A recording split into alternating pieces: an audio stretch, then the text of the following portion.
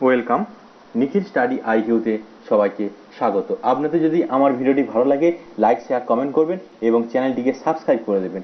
আর আপনি যদি আমার চ্যানেলে নতুন হয়ে থাকেন, সাবস্ক্রাইবের পাশে থাকা বেল আইকনটাকে ক্লিক করে দেবেন, ফলে পরবর্তীকালে আমি যে ভিডিওটি আনবো সেটা আপনাদের নোটিফিকেশন সরাসরি চলে যাবে। আজকের মূল আলোচ্য বিষয় হচ্ছে ভারতের ইতিহাস থেকে ভারতের জাতীয় কংগ্রেস। ইতিহাস থেকে কোশ্চেন হচ্ছে ভারতের জাতীয় কংগ্রেস। কাজে চলে আসছি। প্রথম কোশ্চেন হচ্ছে জাতীয় কংগ্রেস প্রতিষ্ঠার সময় ভাইসরয় কে ছিলেন? জাতীয় কংগ্রেস প্রতিষ্ঠার সময় ভাইসরয় কে ছিলেন? অপশন আছে Lord Bentinck, Lord Macaulay, Lord Dufferin না লর্ড মিন্টো। উত্তর হবে লর্ড ডাফরিন। পরের কোশ্চেন হচ্ছে ভারতের জাতীয় কংগ্রেস স্থাপিত হয়েছিল কত সালে? ভারতের জাতীয় কংগ্রেস স্থাপিত হয়েছিল কত সালে? 1857, 1905, 1885 না 1906? উত্তর হবে 1885। পরের কোশ্চেন হচ্ছে ভারতের জাতীয় কংগ্রেসের প্রথম সভাপতি কে ছিলেন? ভারতের জাতীয় কংগ্রেসের প্রথম সভাপতি কে ছিলেন? অপশন রয়েছে অ্যানি বেসান্ট, উমেশচন্দ্র বন্দ্যোপাধ্যায়, এ ও হিউম না মতিলাল নেহেরু? উত্তর হবে উমেশচন্দ্র বন্দ্যোপাধ্যায়। পরের কোশ্চেন হচ্ছে ভারতের জাতীয় কংগ্রেস কে প্রতিষ্ঠা করেছিলেন? ভারতের জাতীয় কংগ্রেস কে প্রতিষ্ঠা করেছিলেন? অপশন রয়েছে এস এন ব্যানার্জি, সি আর দাস, এ ও হিউম না এম কে গান্ধী? উত্তর হবে এ ও হিউম। পরের কোশ্চেন আছে ভারতীয় জাতীয় কংগ্রেসের প্রথম মহিলা সভাপতি কে ছিলেন? প্রথম মহিলা সভাপতি কে ছিলেন? Option Sucheta Kripalani, Aruna Ashraf Ali, Annie Besant না সরোজিনী নাইডু? উত্তর হবে অ্যানি বেসান্ট। আর বাঙালি হলে উত্তর হবে সরোজিনী নাইডু। পরের কোশ্চেন হচ্ছে ভারতের জাতীয় কংগ্রেসের প্রথম মুসলিম সভাপতি কে ছিলেন? ভারতের জাতীয় কংগ্রেসের প্রথম মুসলিম সভাপতি কে ছিলেন? অপশন রয়েছে মোহাম্মদ আলী, বদরুদ্দিন তায়েবজি, আবুল কালাম আজাদ না কেউ নয়? উত্তর হবে বদরুদ্দিন তায়েবজি। বদরুদ্দিন তায়েবজি। ভারতের জাতীয় কংগ্রেসকে অতি ক্ষুদ্র এক আণুবীক্ষণিক সংস্থা বলে কে উপহাস করেছিলেন?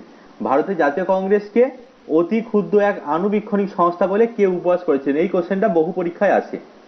অপশন রয়েছে Lord Curzon, Lord Minto, Lord Dufferin না লর্ড চেমসফোর্ড? উত্তর হবে লর্ড ডাফরিন। ভারতের জাতীয় কংগ্রেসকে 3 দিনের তামাশা, এই কোশ্চেনটাও অনেক পরীক্ষায় আসে। ভারতের জাতীয় কংগ্রেসকে 3 দিনের তামাশা বলেছিলেন কে? বাল গঙ্গাধর তিলক, বিপিন চন্দ্র পাল, অশ্বিনী কুমার দত্ত না অরবিন্দ ঘোষ? উত্তর হবে অশ্বিনী কুমার দত্ত। পরের কোশ্চেন ভারতের জাতীয় কংগ্রেসের দ্বিতীয় অধিবেশনে কে সভাপতি ছিলেন? ভারতের জাতীয় কংগ্রেসের দ্বিতীয় অধিবেশনে কে সভাপতি ছিলেন? অপশন রয়েছে উমেশ চন্দ্র বন্দ্যোপাধ্যায়, বদরুদ্দিন তায়েবজি, ফিরোজ শাহ মেহতা না দাদাভাই নৌরোজি? উত্তর হবে দাদাভাই নৌরোজি। দাদাভাই নৌরোজি। পরের কোশ্চেন জাতীয় কংগ্রেসের প্রথম ইংরেজ সভাপতি কে ছিলেন? প্রথম ইংরেজ সভাপতি। অপশন রয়েছে George Young, George Tenet, Andrew Yule না জর্জ ইউইল? উত্তর হবে জর্জ ইউল। জর্জ ইউল। তিনি কোন অধিবেশনের সভাপতি ছিলেন? তিনি হচ্ছে এলাহাবাদ অধিবেশনে।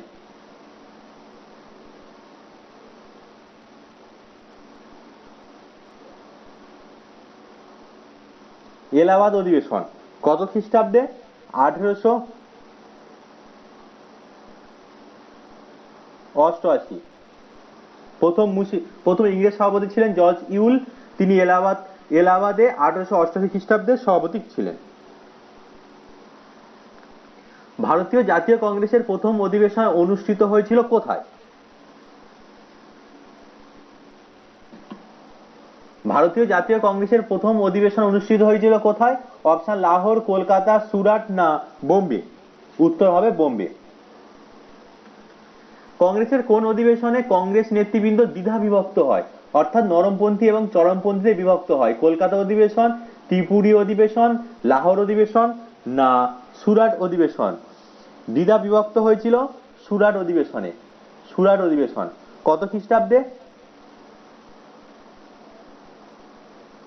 1907 খ্রিস্টাব্দে।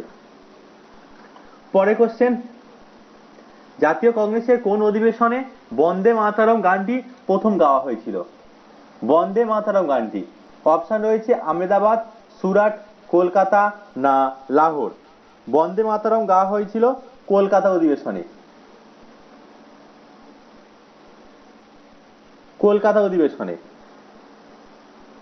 কত খ্রিস্টাব্দে?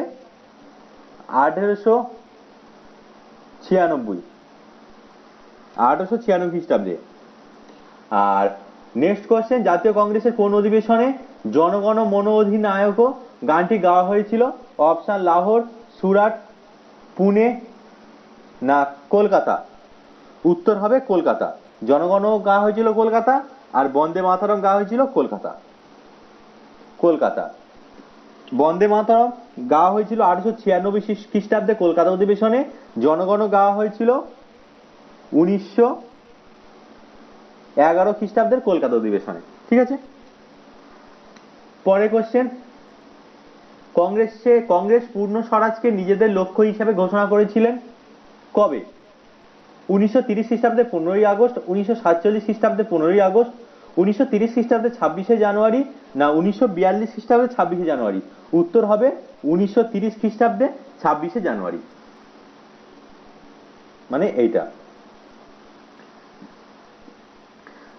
ভারতের জাতীয় কংগ্রেসের কোন অধিবেশনে পূর্ণ স্বরাজের প্রস্তাব গৃহীত হয়?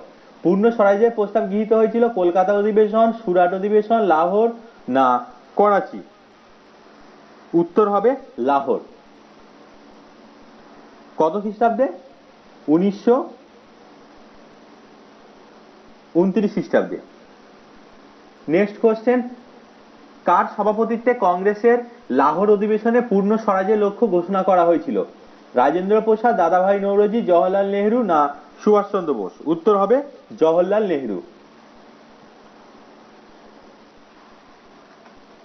সুভাষচন্দ্র বোস ভারতের জাতীয় কংগ্রেসের সভাপতি হয়েছিলেন প্রথমবারের জন্য কত খ্রিস্টাব্দে? অপশন রয়েছে 1936, 1937, 1938 না 1939। উত্তর হবে 1938, হরিপুরা অধিবেশন।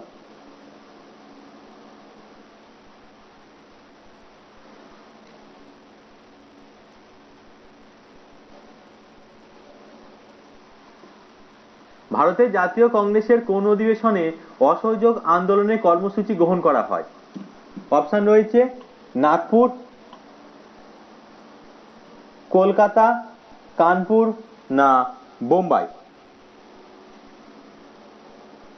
উত্তর হবে কলকাতা। পরে কোশ্চেন, সুভাষচন্দ্র বোসের কংগ্রেস সভাপতির পদ ত্যাগ করার পর কংগ্রেসের সভাপতি কি হন? সুভাষচন্দ্র বোস 1938 খ্রিস্টাব্দে হরিপুরা অধিবেশনে সভাপতিত্ব করেছিলেন এবং তিনি পরে পদত্যাগ করেছিলেন। তিনি পদত্যাগ করার পর কংগ্রেসের সভাপতি কে হয়েছিলেন? অপশন হচ্ছে অ্যানি বেসান্ট, মৌলানা আজাদ, গোপাল কৃষ্ণ গোখলে না রাজেন্দ্র প্রসাদ। উত্তর হবে রাজেন্দ্র প্রসাদ। পরে কোশ্চেন, নিম্নের কে চরমপন্থী নেতা ছিলেন না? নিম্নের কে চরমপন্থী নেতা ছিলেন না? লালা লাজপত রায়, বাল গঙ্গাধর তিলক, বিপিন চন্দ্র পাল না দাদাভাই নৌরোজি। উত্তর হবে দাদাভাই নৌরোজি। পরে কোশ্চেন, কংগ্রেসের সভাপতির পদে নির্বাচিত হওয়ার পর কত সালে সুভাষচন্দ্র বোস সেই সভাপতির পদ ত্যাগ করেছিলেন? তিনি তো 1938 খ্রিস্টাব্দে হরিপুরা অধিবেশনে সভাপতি করেছিলেন।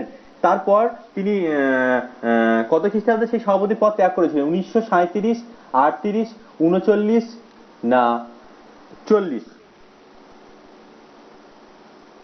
উত্তর হবে 1939 এবং 38-এ হরিপুরা অধিবেশনে তিনি সভাপতি করেছিলেন। কংগ্রেস যদি দেশ বিভাগ করতে ইচ্ছুক হয় তা হবে আমার মৃতদেহের উপর দিয়ে। একথা কে বলেছিলেন? কংগ্রেস যদি দেশ বিভাগ করতে ইচ্ছুক হয় তা হবে আমার মৃতদেহের উপর দিয়ে। একথা কে বলেছিলেন? অপশন রয়েছে জওহরলাল নেহরু, মহাত্মা গান্ধী, বল্লভভাই প্যাটেল না রাজেন্দ্র প্রসাদ। উত্তর হবে মহাত্মা গান্ধী। পরে কোশ্চেন, 1938 সালে কার সভাপতিত্বে কংগ্রেস তার প্রথম জাতীয় প্ল্যানিং কমিটি জাতীয় প্ল্যানিং কমিটি গঠন করে? অপশন রয়েছে জওহরলাল নেহরু, সুভাষচন্দ্র বোস, বল্লভভাই প্যাটেল, না দাদাভাই নৌরোজি। উত্তর হবে সুভাষচন্দ্র বোস। এটা কোন অধিবেশন?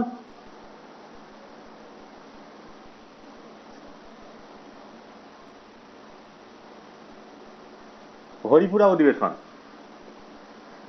পরে কোশ্চেন, কারাবন্দী অবস্থায় কে 1921 সালে কংগ্রেসের সভাপতি ছিলেন? উত্তর হবে সুভাষচন্দ্র বোস, জওহরলাল নেহরু, চিত্তরঞ্জন দাস, না আবুল কালাম আজাদ। উত্তর হবে চিত্তরঞ্জন দাস। এটা কোন অধিবেশন? এটা হচ্ছে আহমেদাবাদ অধিবেশনে। পরে কোশ্চেন, স্বাধীনতার সময়কালে জাতীয় কংগ্রেসের সভাপতি কে ছিলেন?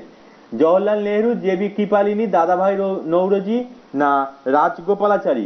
উত্তর হবে জে.বি. কৃপালিনী। জে.বি. কৃপালিনী। পরে কোশ্চেন, 1907 সালে কংগ্রেসের অধিবেশনে নরমপন্থী ও চরমপন্থীদের মধ্যে কি নিয়ে গুরুতর মতপার্থক্য ঘটে? অপশন, শিক্ষা, বয়কট, সত্যাগ্রহ, না স্বরাজ। উত্তর হবে স্বরাজ। স্বরাজকে নিয়েই তাদের মধ্যে মতপার্থক্য ঘটেছিল। জাতীয় কংগ্রেস ও মুসলিম লীগের মধ্যে কত সালে লখনৌ চুক্তি স্বাক্ষরিত হয়েছিল? অপশন রয়েছে 1911, 14, 16, না 19। উত্তর হবে 1916। কোন অধিবেশন? লখনৌ অধিবেশন। লখনৌ অধিবেশনে এই লখনৌ চুক্তি হয়েছিল। আজকের শেষ কোশ্চেন, 26শে জানুয়ারি ভারতের স্বাধীনতা দিবস হিসাবে উদযাপন করার সিদ্ধান্ত গ্রহণ করা হয় কংগ্রেসের কোন অধিবেশনে? অপশন রয়েছে কলকাতা, হরিপুরা, ত্রিপুরা, না লাহোর। উত্তর হবে লাহোর। আর এই লাহোর অধিবেশনে সভাপতি কে ছিলেন? সভাপতি ছিলেন জওহরলাল নেহরু। ঠিক আছে, পরে একটা পয়েন্ট দেখে নি যে সবচেয়ে বেশি সময় ধরে কংগ্রেসের সভাপতি থেকেছেন কে? সবচেয়ে বেশি সময় ধরে কংগ্রেসের সভাপতি থেকেছেন মৌলানা আবুল কালাম আজাদ। সবচেয়ে বেশি সময় ধরে। আর যদি বলে সবচেয়ে বেশিবার কংগ্রেসের সভাপতি থেকেছেন কে? দুজন, জওহরলাল নেহরু আর দাদাভাই নৌরোজি। দুজনই 3বার করে। জওহরলাল নেহরু হয়েছিলেন 1929 খ্রিস্টাব্দে, 1936 খ্রিস্টাব্দে এবং 1937 খ্রিস্টাব্দে। এই 3বার হয়েছিলেন। আর দাদাভাই নৌরোজি হয়েছিলেন 1886 খ্রিস্টাব্দে, 1893 খ্রিস্টাব্দ এবং 1906 খ্রিস্টাব্দ। এইবারে এখানে জেনে নেব কিছু নরমপন্থী নেতাদের নাম এবং কিছু চরমপন্থী নেতাদের নাম। নরমপন্থী নেতা ছিলেন দাদাভাই নৌরোজি, বদরুদ্দিন তায়েবজি, ফিরোজ শাহ মেহতা, গোপাল কৃষ্ণ গোখলে, সুরেন্দ্রনাথ বন্দ্যোপাধ্যায়, আনন্দমোহন বসু, রমেশ চন্দ্র দত্ত প্রমুখ। আর যদি চরমপন্থী নেতা বলেন, মনে রাখবেন লাল বাল পাল। লাল দিয়ে হচ্ছে লালা লাজপত রায়, বাল দিয়ে বাল গঙ্গাধর তিলক, পাল দিয়ে বিপিন চন্দ্র পাল, আর সাথে রয়েছে অরবিন্দ ঘোষ প্রমুখ। এই ছিল আমার আজকের ভারতের জাতীয় কংগ্রেস থেকে কিছু এমসিকিউ এবং কিছু পয়েন্ট। তা আপনাদের যদি আমার এই ভিডিওটি ভালো লাগে, লাইক শেয়ার কমেন্ট করবেন এবং চ্যানেলটিকে সাবস্ক্রাইব করে দেবেন। আর আপনি যদি আমার চ্যানেল নতুন হয়ে থাকেন, সাবস্ক্রাইব করার পর সাবস্ক্রাইবের পাশে থাকা বেল আইকনটাকে ক্লিক করে দেবেন। ফলে পরবর্তীকালে আমি যে নতুন ভিডিও আনবো সেটা আপনাদের নোটিফিকেশন সরাসরি চলে যাবে। নিখিল স্টাডি আইকিউতে সবাইকে স্বাগত।